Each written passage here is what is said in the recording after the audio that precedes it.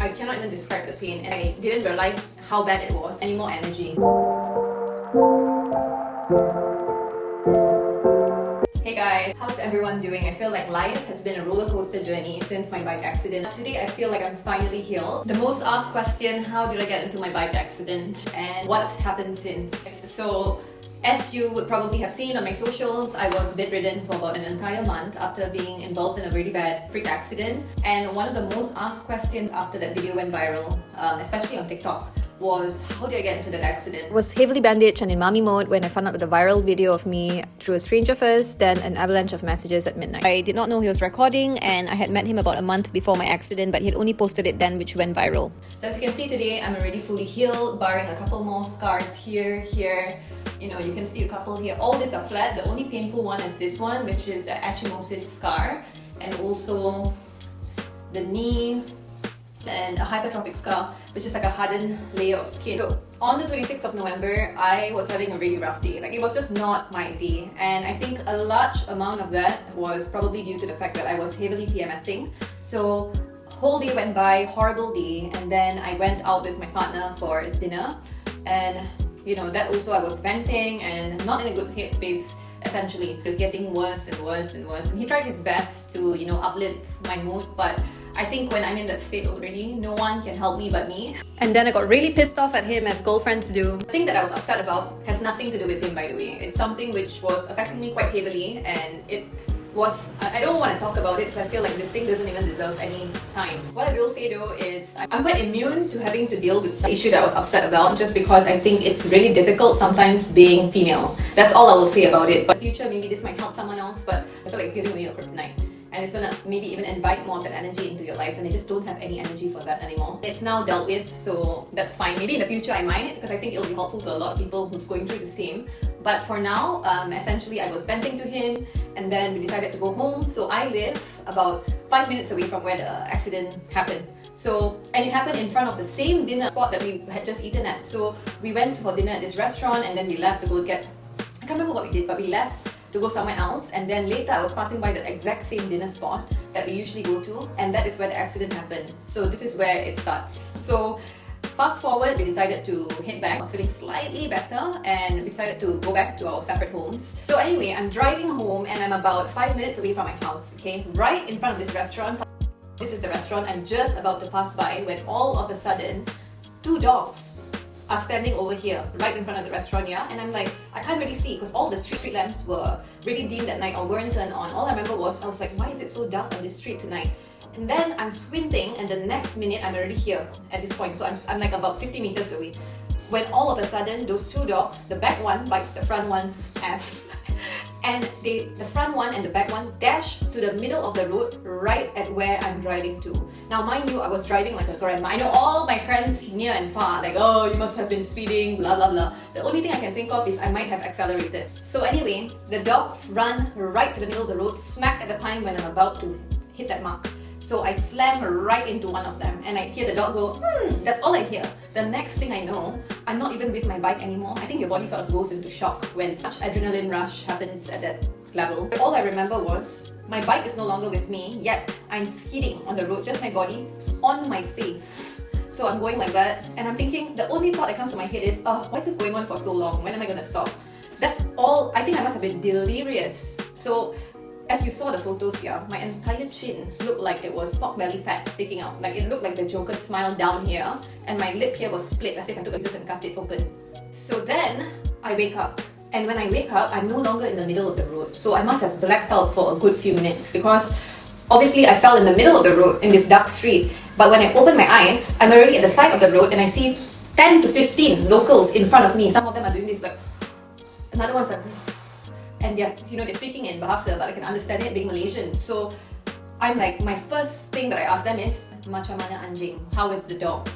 Which, by the way, when I said that, I felt like something wrong with my facial area. So it's like almost, I felt dripping, but I'm guessing it's that cut here, the upper lip hypertrophic scar, which I have right now, which has healed tremendously thanks to mushroom supplements. And they're like, the dog is fine. They're like, anjing okay, you nak arak tak? The dog is fine. Do you want alcohol? And I'm thinking, to drink or to pour on my body. So then I try to lift my arms and I look around for my things. I had my work bag with me, and The locals are carrying my handphone to me from the middle of the road, covered in sand. My laptop bag, which my MacBook was gone by the way from the impact. I lost my entire MacBook Air, which I've had for years. Holes in my bag, you know, my sunnies just broke the side, and then my AirPods flew out of my ear. And before any of you guys jump on me for listening to music, it was very low. And FYI, it actually helps me drive and pay attention to the road better. Like, I always make sure that even if I have it on noise cancelling or not, I can still hear you and have a full-blown conversation with you. So, and also this was a dog that ran in front of the road. Yeah, I don't think this would have affected me anyway, but yeah, both flew out of my ear. I came home with a casing and I was like, yes, at least I still have this, and it was gone. Yeah, so then I tried to lift my arms and I remember just being in sheer pain, and thankfully I managed to think quickly, grabbed my phone and called my partner and said 3 digits to him. So, and thank God he understood the code. I could barely speak. It was like incoherent, like that. And within 3 minutes, he arrived like an archangel, scooped me up from the road, grabbed all my things. Till this day, I'm actually still amazed at how he understood what I was saying, because I didn't say hi, nothing. I was just like and hung up. And I don't even think I hung up. I don't even know what I did. Probably put the phone down. And then we go to the clinic. I needed to stop twice along the way because it was so painful. Also, a lot of the clinics here were shut. So this happened around 10:30 p.m. my accident. And I think by the time we were done, it was like 12:30. So midnight, wasn't easy to find a clinic. When we did find one, that didn't end well. I needed to get stitches on my right knee. There was blood everywhere. So the first clinic had pasted a really sticky plaster directly on my wounds, which resulted in an infection not once but twice. And as you know, in Bali, it's really hard to not get an infection. I've heard a lot of cases of people having a small surf cut and they end up with sepsis or like an infected wound. You've got the hard water, you've got, you know, the climate, you've got all kinds of critters and like mold and all that. So it wasn't easy. The second clinic that I went to was godsend because they cleaned every single wound, which was so painful. I think we were in the clinic for 2 hours, and you know, because of that, my healing process was a little bit prolonged. I know you guys are saying it's super quick, but for me, it felt like ages because I'm quite impatient generally. Following that, long story short, I went holistic with mushroom supplements, manuka honey, Vaseline. That's all I did. But I did have a second fall. The second fall happened because my crazy ass decided to race my boyfriend on the beach. You know, I was in a really good mood and I thought, why not? And I'm quite competitive, so I thought, okay, let's race. Great idea. I must have forgot how to use my feet because running that fast, I fell down and fell on the same wound, and that wound just completely reopened. Because I face planted in the beach, I also had free chin fillers for about 3 days. That was a little bit disheartening, but it healed really fast this time around, and I swear it's because of the manuka honey. This time, no medication, no painkillers. I was on painkillers for the first few weeks when the accident happened, but this time around, I just bared the pain because I don't want any more medication in my system. So just manuka honey on my knee, which burned like a...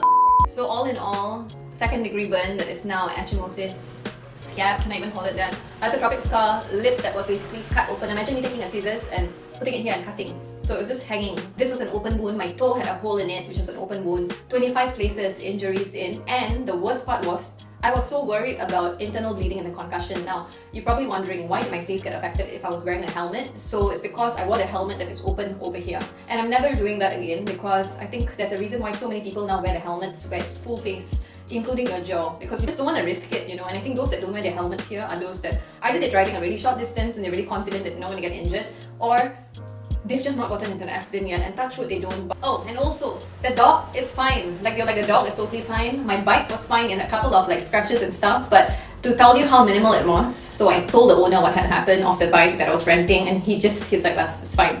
I was messed up. So, you know, I think prior to that I felt quite invincible. I'm not gonna say that I didn't feel that because I did. Like, there were many times when I almost got to near road catastrophes. Touch wood, it's not happened except for this one time. I'm just really grateful for the support that I've had from my boyfriend, the Balinese people, the locals here are amazing, my friends here and far. But no, sorry, no, I'm pushing everyone away because I was in victim mindset at that time. And a funny story, because of the impact and how bad my injuries were and my head, I was really worried about concussions and also internal bleeding. So I had met a guy in my house that said, you need to go for internal bleeding scan, and that really freaked me out. But for whatever reason, I guess largely due to the fact that I'm on Jesus insurance, I just didn't go for one and just prayed my way through this whole ordeal.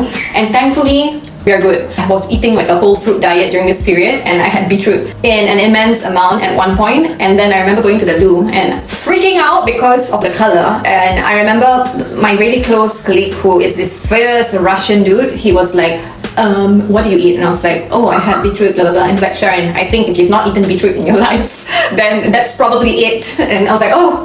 So thankfully, everything's good. It was just, I think, the hardest part probably beyond the physical, because I think I've got a really high pain threshold. The hardest part for me was the mental stuff. Lots of shadow work that I needed to do.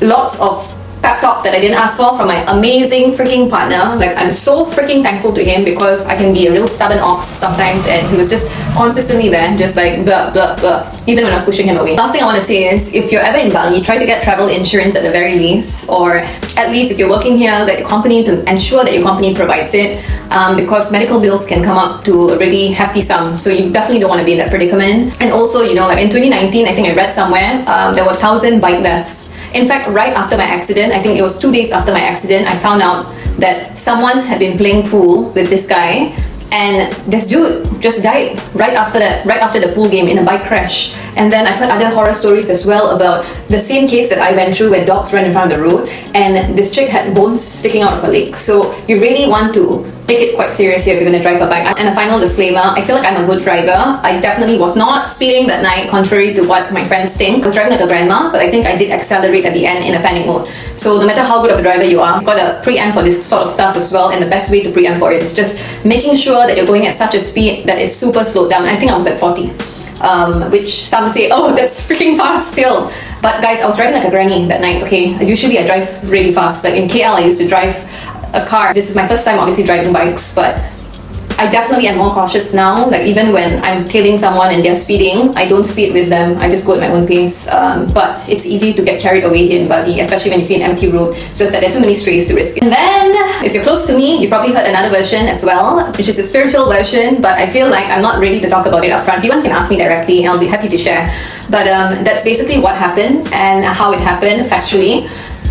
So yeah, I'm just really grateful to have all my limbs, to not have to do any dental work, any plastic surgery. You know, I think the scars I can live with. I'm just so freaking grateful, and please God, no more adventures. I'll be so good.